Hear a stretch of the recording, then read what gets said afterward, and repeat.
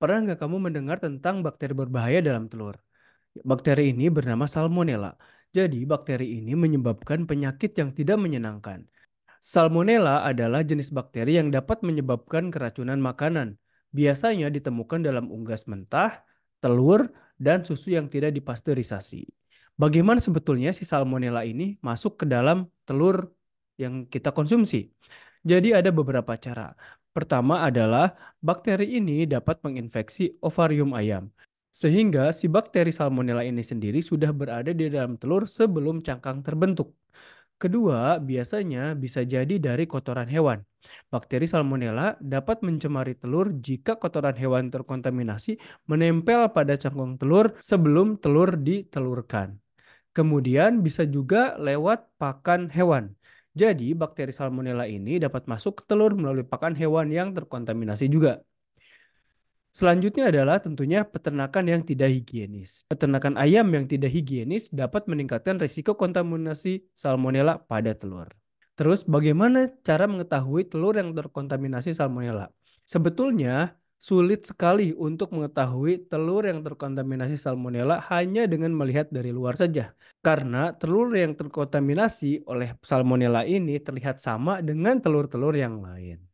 Tapi biasanya ada gejala-gejala keracunan salmonella yang bisa kita perhatikan. Biasanya jika kita mengkonsumsi telur yang terkontaminasi salmonella, mungkin kita akan mengalami gejala seperti diare, demam, mual, muntah, kram perut, dan juga sakit kepala.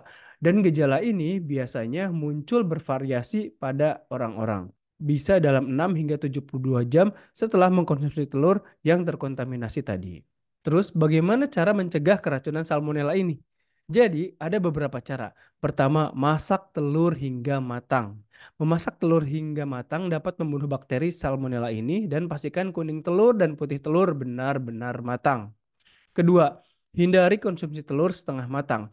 Karena telur setengah matang ini masih berisiko mengandung salmonella yang masih hidup. Ketiga, cuci tangan dengan sabun dan air mengalir. Cuci tangan dengan sabun dan air mengalir sebelum dan setelah mengolah telur. Dan juga setelah kamu membeli telur dan memindahkannya ke tempat lain.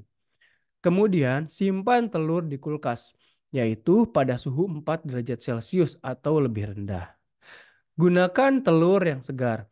Penggunaan telur yang segar dapat menghindari telur yang sudah retak atau pecah karena bisa terkontaminasi oleh si salmonella tadi. Pisahkan telur dari bahan makanan lain karena dengan pemisahan ini bisa menghindari kontaminasi silang. Dan akan lebih baik jika membeli telur yang telah dipasteurisasi karena telur ini telah diproses untuk membunuh bakteri tanpa memasak telur. Jika kamu menduga terinfeksi salmonella, tetap terhidrasi dan juga istirahat. Obat yang dijual bebas sebetulnya dapat membantu juga mengatasi gejala, namun cari bantuan medis jika gejalanya parah atau terus-menerus.